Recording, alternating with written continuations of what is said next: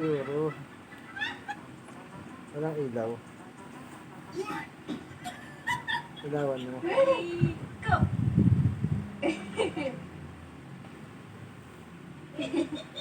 Ay, mo ilaw rito. Nakikita naman siya eh.